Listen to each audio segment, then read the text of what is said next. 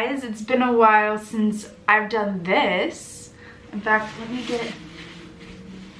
get comfortable. Yeah, that should be good. Welcome back. It's been probably 9 months, I think, since the last time I uploaded a video. Recently, I don't know what happened. Somehow I got caught in the whole YouTube algorithm and I was blessed with millions of people watching my old breast augmentation videos. And you know, the people have a lot of opinions, but for the people who are not leaving hate comments and genuinely wanted to know some updates for the first full year of having the girls, I'm here to share that with you. Just as a little recap, I got my breast augmentation done in May of 2018. So this is officially my first full year. I ended up getting 520 cc's, which took me from a 34B roughly to a 34 double D. And I'm not mad about it. I worked with an amazing surgeon named Dr. Struck. I had tons of recommendations for him from friends that had a bunch of family that went to him. Just a lot of people recommended him, so I went to him and he was amazing. If you wanted to go watch those old videos, you could see I interact with him a lot in those and he's the bomb. We went with 520 cc's of silicone.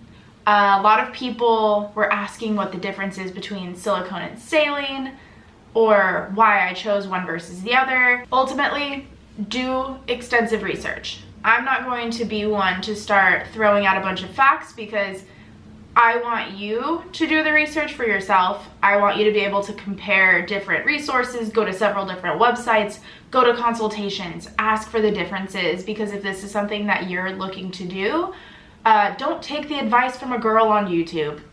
I personally am very happy with the choice that I went with. I was able to feel both a silicone and saline implant, and I loved the feeling of the silicone a lot more. It felt a lot more natural. I went in there on my consultation day and I had various photos of what I want my boobs to look like, what I absolutely do not want my boobs to look like. So he was able to get an idea of how high profile I wanted them. Like, as you can tell, mine don't sit up like porn star titties, which is fine. That's the look I was going for. I wanted this to be as like natural looking as possible, and nobody ever knows that they are fake. They hang like some real titties and it's great. I kind of let him be the master of this. He was asking me if I want to do above the muscle, under the muscle. I absolutely wanted to do under the muscle because at that point when you are grabbing a boob, you feel the muscle and not the implant itself. I think because I went with such a large implant, it might be half over, half under, just because it couldn't fit entirely under the muscle. So for people who have asked me, can you feel them? Not really, but sometimes if I'm laying a certain way and you like poke the underneath, it feels like, it can sometimes feel like mildly ripply, which sounds really creepy and gross, but it's so minor. Nobody else has been able to really tell at all. So yeah, I'm so happy with every decision that I made and all of the recommendations he gave me, because they look natural, they feel super, super natural. I wouldn't want this any other way. There are various different places that you can get your incisions. Some people go through the armpit, some people go through the under boob area, or you can do a really small incision right at the underside of your areola, which is actually the one that I did. Dr. Struck recommended that super, super highly for me, and you only want to do that in certain cases if your nipple color transitions to your skin color really nicely. I don't know. But we went with that one. It worked out well. The scarring is actually like super small, probably about an inch. But even now, you can barely even see the scarring. It's going away more and more every month.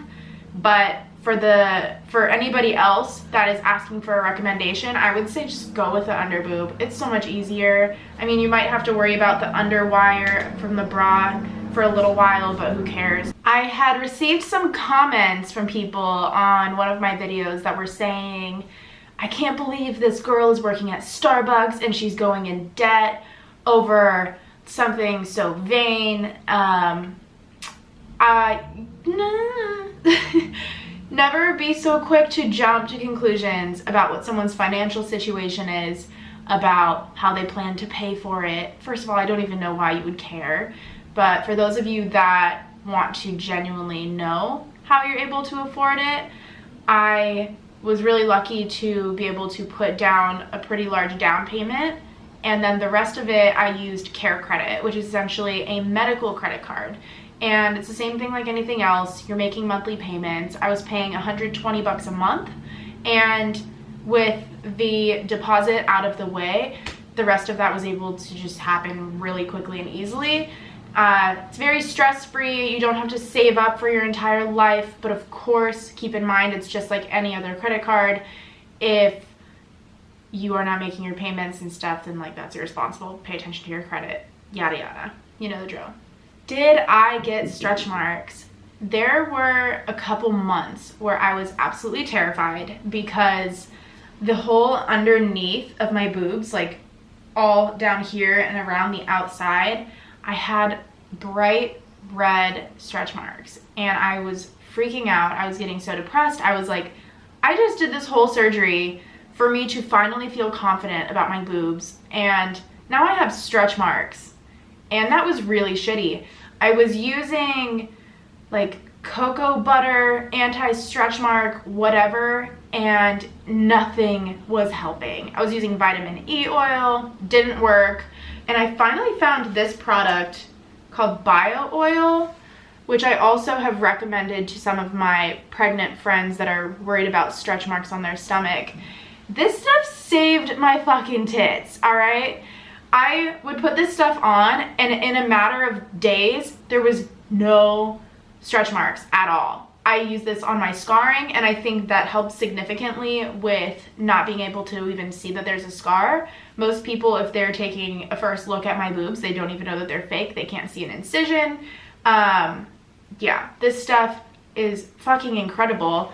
I'll show it to you again, just so you know. Now we can get into some questions that I received on Instagram. I put out a story basically saying, ask me any questions regarding my breast augmentation for my 1-year Boobaversary. The first question is, did it take a while to get used to your new size? Yes and no. I think it was a mild adjustment to kind of learn what clothes fit my body well. While I love shopping, I'm an online shopper, and when I was first adjusting to my new size, I wasn't able to just buy stuff all the time. So that was the biggest thing, but I was able to keep majority of my clothing, aside from a couple different bras, maybe some crop tops and stuff. They're just a little bit tighter, but aside from that, it was pretty easy. Is there anything about the operation you regret? No. I would do the same thing a million times over. I do get curious sometimes what it would have been like if I did get an underboob incision. I don't dislike the fact that I got an incision on like the underside of my areola, especially because now it's been fading more and more. But initially when I did have a little bit of scarring on the underneath, I was concerned that it was going to make my areolas look like gross or something, or it would confuse people and they would look at my boobs and be like, what's that scarring? But you have to just trust the process and just know that, you know, the scarring is temporary, and the way your boobs look for the first couple months when they're like super high and like your skin is adjusting and all of that, yeah, trust the process because it does get better and they will end up being beautiful. How long was your recovery time? I was up and out of bed by day 3 and I was exhausted, but I was able to get in a car. I was able to go to a grocery store and kind of like be a part of the normal people world. I wasn't able to move my arms much. I was back in the gym around day 10. I was trying really hard to just do legs. My energy levels were different, and because my skin was still tight, I was having some trouble breathing as well as I used to, but that was just temporary again. I wasn't able to do, like for example, like I said I was at Starbucks. I went back to work probably around day 10-ish as well. I could have gone back sooner, but my entire job is like pumping syrups, which uses your chest muscles, and that was really challenging. I did have a little bit of a breakdown at the gym on my probably second or third week because I learned, which you don't really think about this all the time, even on a back day, if you're doing a lat pull down, your chest is activating. And so I wasn't able to use the same weights that I wanted to. Everything felt just kind of weird to use my chest muscles again because they're kind of in a different place. When you have something going underneath it, yes, it's unnatural. I don't need you to tell me that this is not natural. I know. But that, I think, was one of the bigger hurdles that I had to get through. But pretty damn short recovery time, if you ask me. How did it affect and change your lifting? I touched upon that just now briefly. I still experience that a little bit. And it's not because it's painful or uncomfortable or whatever. You know how dudes do that thing where they like flex their pecs and they like move? Yeah, women can do that too because you also have pec muscles. But now I have more boob that moves with it, and I'll see if I can do it, or it's like, you can see like the minor difference. And that's not gross. You're just flexing your pecs. But I still get really insecure about it. When I know I'm working a certain muscle group that might have my boobs moving, I wear different shirts so that I'm not focusing on it. Nobody else can see it. Nobody's paying attention to what I'm doing in the gym. But when I'm doing a certain workout and I'm like getting all paranoid, I'm like, oh my God, are my tits like moving around? Like, I basically just found ways to work around it so I can keep working out as hard as I would like to without that being a distraction. Somebody who I think is just a really creepy dude because he sent various messages, but this one actually could be a reasonable question, so I'll answer it anyway. He said, how do I feel post-surgery now that I have boobs? I feel incredible. I feel better than ever. There were years where I was waking up and I dreaded picking out outfits. I dreaded wearing bathing suits. I never have to wake up now and feel insecure. I used to be insecure about taking my bra off during sex, and I don't have to worry about any of these things anymore. And those are just me things. But I'm so happy. I love them so much. This other question was, do you get more orgasms? Some people can either lose or gain sensitivity in their nipples. I initially, for the first couple months, didn't have much sensitivity, but to be honest, didn't have much in the first place. I went through various phases where it's like, I had my natural boobs, didn't have much sensitivity. I got my nipples pierced, didn't have much sensitivity. Got a breast augmentation, didn't have much sensitivity until a couple months later. So I do have more sensitivity in my nipples now. I don't think that has anything to do with my orgasms necessarily, but if that is something that is actually a curious thing for people, there you go. There is my knowledge on that. All right, and that was pretty much the gist of the questions that I received. Do consultations, do your research, make sure that every decision you're making is right for you. There's no right or wrong version of like what kind of implant you're getting. It's just going to depend on you and your body and your preferences and all of that stuff. My biggest advice is use this oil. It is a lifesaver. Don't be afraid to just make the decision for yourself. People are going to have an opinion. Not everybody is going to support everything that you're doing. A lot of people are judgmental, but it's not their body. I am the one that has to wake up and live with this body every day, and whatever decision I want to make in order to make myself the happiest, I'm gonna do. And if you think that's vain, then fine. But, you know, that's me. That's for me.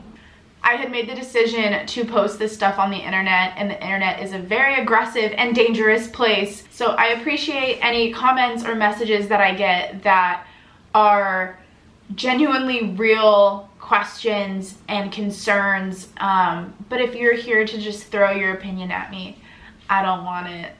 I am very happy with my girls, and I don't care what you have to say about it. See you later.